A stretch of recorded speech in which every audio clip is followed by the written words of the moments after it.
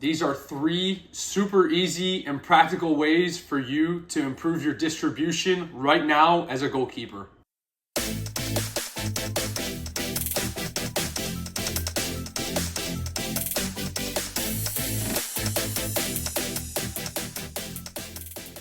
But before I get into it, if you're new here, my name is Andrew Pannenberg. I'm a professional goalkeeper for Carolina Core FC and MLS Next Pro. It's my mission to help young goalkeepers like you develop supreme confidence and dominate on game day. If you get any value out of this video, like, subscribe, share with a goalkeeper friend. The bigger we build this community, it'll be a win-win for both of us. So at the beginning of 2017, I had just graduated early from high school. I had completed the fall of my senior year of high school, but decided to leave high school early to enroll at Wake Forest a semester early coming in the spring because it would be a good opportunity for me to acclimate to college life and college soccer before the season that was coming up that fall. So I arrived on campus January of 2017. I was ready and eager to start the spring season and to start training with the guys and start getting used to what college soccer was like. I feel like there were a lot of good qualities that I had back then as a goalkeeper. Good shot stopper, good communicator, good organizer, good on crosses, all these things. But the one glaring thing about my game that stood out, that was the worst thing about my game, was my feet, was my distribution. Back in academy,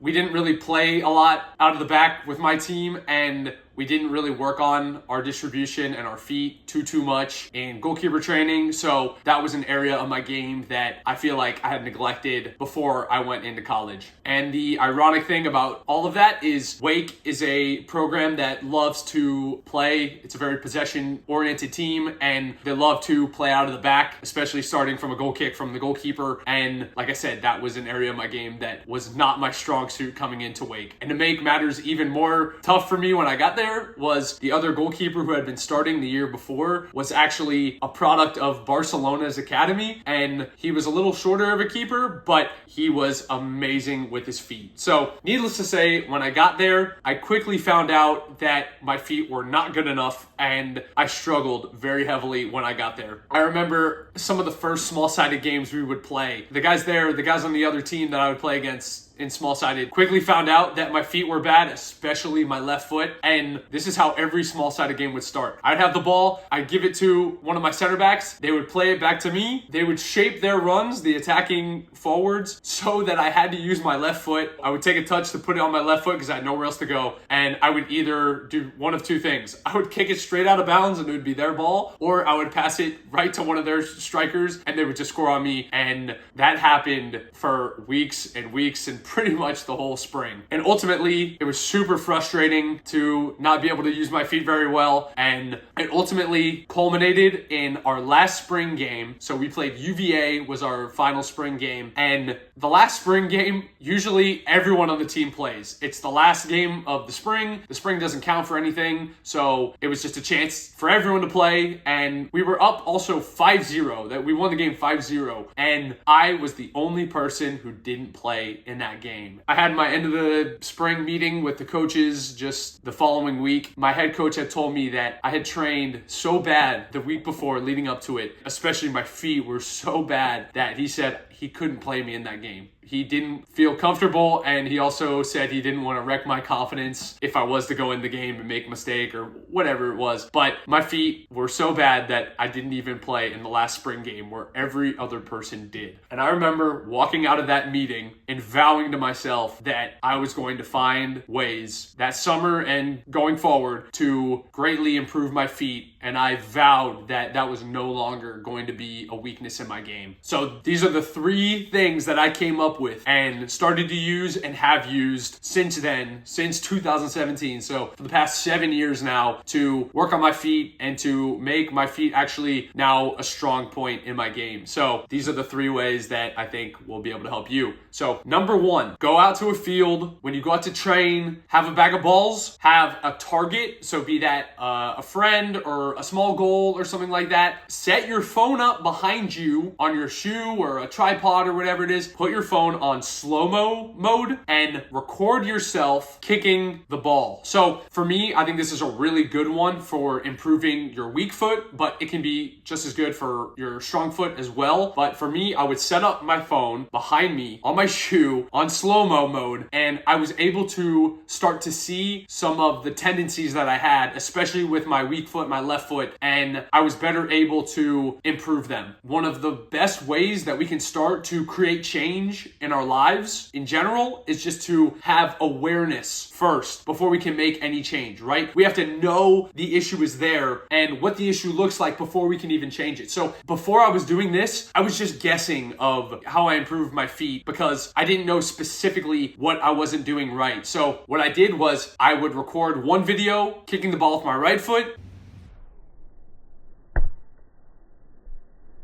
and then I would record another video of me kicking with my left foot.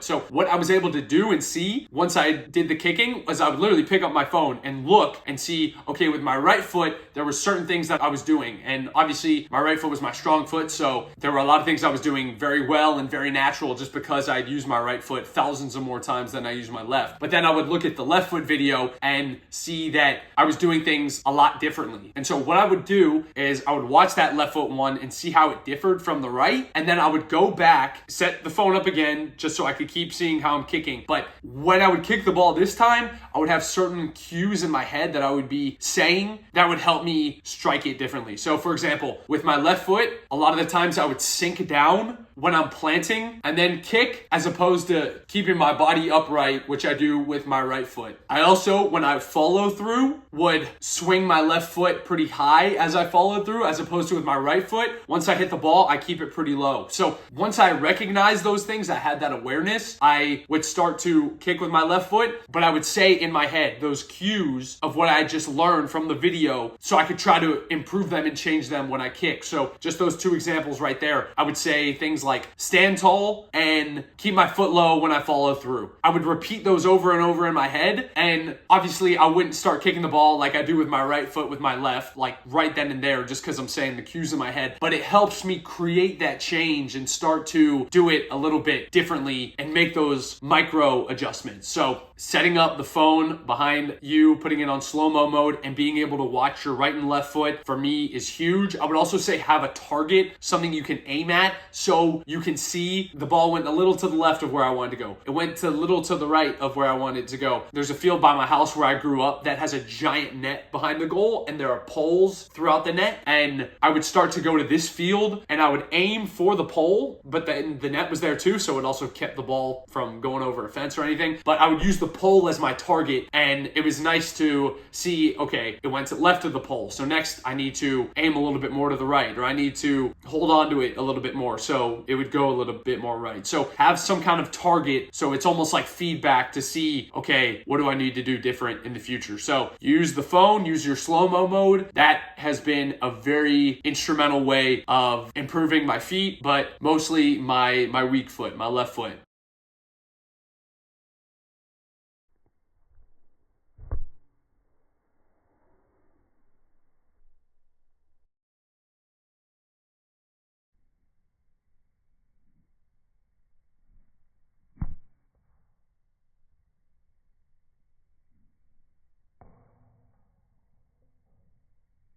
The second way to improve your feet, find a wall or get a membership to a gym that has like a basketball court or a racquetball court and just get touches off of the wall. I'm not going to tell you specifically what to do. You can look up a Matt Sheldon Become Elite video, and he's got probably a bunch of stuff of telling you, okay, yeah, keep it in the air, 2 touches on your right, 2 touches on your left, and all that. I'm not going to give you any drills to do. What I want you to do is find this wall or find the basketball court or racquetball court, whatever it is, and just get touches. For me, I've done both. I've done a wall outside, like a big wall outside that I've found, and I've also done the indoor basketball court, racquetball court, and usually I'll just throw in my headphones, throw in like a podcast or some really good music, some music that inspires me, and I almost just get lost in the flow of doing it and just have some fun with it. I'm using both feet, right foot, left foot, all surfaces of my feet, laces inside the foot, and I would do this for like an hour, hour and a half, and just have fun and just kick off the wall and just enjoy my time. But for me, the best thing about that is you're just getting a ton of reps in, a ton of touches on the ball, and you're using all parts of your foot and just having fun with it. And I think when you can throw on a good podcast, throw on some good music, you really do just get lost into it. And it's almost one of those things where you check your watch, you check your phone, and it's been 45 minutes, it's been an hour and a half, and you've gotten hundreds, if not thousands of touches in that period. I would highly recommend, if you can, go and find an indoor basketball court or a racquetball court. It's even more fun in that way because you have almost like 4 walls around you. Obviously, if there are people shooting basketball shots, don't interrupt them. But in the past, when I was in Houston, I had a membership to a 24-hour fitness. It was like $10, $20 a month, something like that. And they had an indoor basketball court that not a lot of people use. And I would literally go in there for hours and just kick off the wall, right foot, left foot, use this wall, then hit off that wall. And I would even start like aiming for the basketball hoops while the ball's in the air, trying to like shoot it with my feet. And like I said, I would just have fun and I would just enjoy it. But the biggest thing was I was getting so many touches. And like I said too, getting touches with all surfaces of my feet, that when it came to stepping on the field, I feel like my feet were just so much more comfortable with how many times I had just been touching the ball. And I would do this a bunch of times too. So it really did add up, all the touches, all the compounding of all that. So highly recommend getting a membership to a local gym, local basketball court, racquetball court. I think that is a great way. If you don't want to do that, go find a giant wall around you. I'm not going to tell you how to do that. Just go drive around, and that's how I've done it, and find maybe some kind of park or something like that and just see if there's a wall that you can use. And the biggest thing I would say with this though is find a way to make it fun so you can just get touches. Don't take it too seriously. Just get the volume of the reps. And again, use it as a time to maybe throw on a good podcast, learn some good lessons from someone you're listening to, throw on some good music that motivates you, that inspires you, and just use it as a time. Like I said, have some fun, get lost in the process, and just get as many touches as possible. And the third way to improve your distribution that I have done, and this is probably the way that is most game realistic, go to your coach, have a conversation with him, and see if you can get more involved with the field players in some of the drills that they do so you can use your feet more. So what does this look like? Like I said, go to your coach, have a conversation, say, hey coach, I am really looking to improve on my feet. I think that this could be a really good thing for me and for the team as a whole. I would love it if there would be some drills that you could put me in with the team that can help me get better with my feet. And I think this would be, like I said, a really good thing for both me and the team. And practically, again, what does this look like? Maybe just from a session standpoint. So let's just say our session is goalkeeper training and then in with the team, and that's the session. But usually in the past, let's just say it's been goalkeeper training straight into some kind of small-sided game, and then that's training.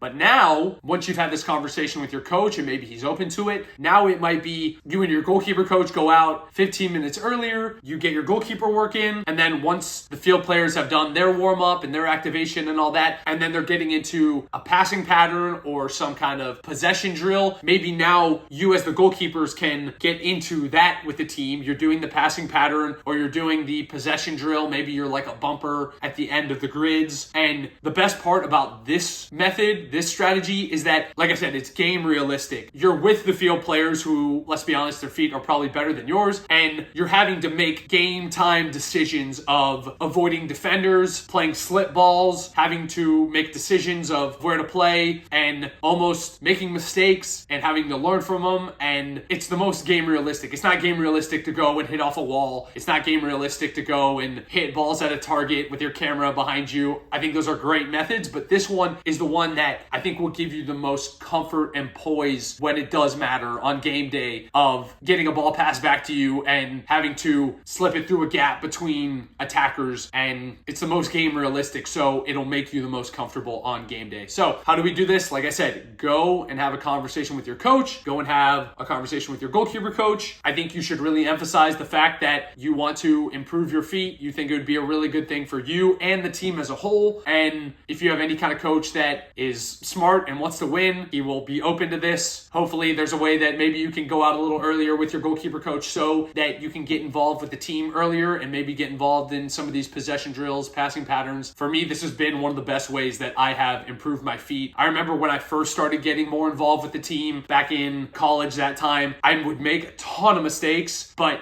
it made me so much better with my feet. It made me so much more confident with my feet. It made me so much more confident in my decision making, so that when I did step on the field and maybe it's a bit more open, it's not like a tight possession drill, I feel like the game almost slowed down to where it's easier to make these decisions because there's more space, there's more time, and that way really translated to the field and the real game. So like I said, go have a conversation with your coach, your goalkeeper coach. For me, this is probably the best and most practical way that'll really help you get better with your feet and have the confidence to use your feet more in games. So ultimately, over the past 10 years or so, the game has really changed to where we as goalkeepers need to be able to use our feet, be confident with our feet. You look at a goalkeeper like Manuel Neuer, who is the sweeper keeper. He completely revolutionized the game with how much he used his feet and how high he would play. He's the reason that teams like Germany have had success, won the 2014 World Cup. Teams like Bayern Munich have been one of the best clubs in the world over the past couple of years. And you see how important it is to be able to use our feet. You look at goalkeepers in the Premier League like Ederson. He's completely transformed the way that Man City has played. He's gotten assists in games because he's so good with his feet. And for you, I think that this could be a competitive advantage that you have over the goalkeepers around you. And this is something you got to be able to do if you want to be a pro and if you want to do well in the pro game, is to be very good and confident with your feet. So use these strategies. Each one I think is different, right? It's different of talking to your coach to use your feet more in training is going to be improve you in a different way than setting up the phone behind you. Setting up the phone behind you and using that is going to be more for tweaking technical pieces of your game, of your weak foot, your strong foot, but it's less game realistic than getting involved with your team. So use each of these three strategies to improve certain aspects of your feet and of your distribution. I think if you can use all three, it's going to be the most beneficial for you, but find some ways that you can carve out time to go to the field on your own and use them, and with your team, like I said, by talking to your coach. But ultimately, at the end of the day, using these strategies have really helped me improve my feet and take my game to a whole nother level with my feet, and ultimately help me have the success that I've had both as a pro and in college. So I hope that you can use all three of these to improve your feet, improve your game, help yourself stand out, help yourself have a better chance to be a starter for your team right now and to dominate where you are right now, be it academy, college, or pro. Use these strategies. Let me know if you do use them. I would be happy to hear that you had a conversation with your coach and now you're more involved with the team, or you're using your phone or using a basketball court or whatever it is to help you improve. I would love to hear that from you, but use these. Let me know how they go for you. Continue to improve all these little areas of your game. Every investment that you make in terms of time and effort and thought is going to help you achieve so much success on game day. And again, I think distribution is a huge area that will help you stand out and take your game to the next level and help your team win and help you have a ton of success. So use these strategies. Let's keep working,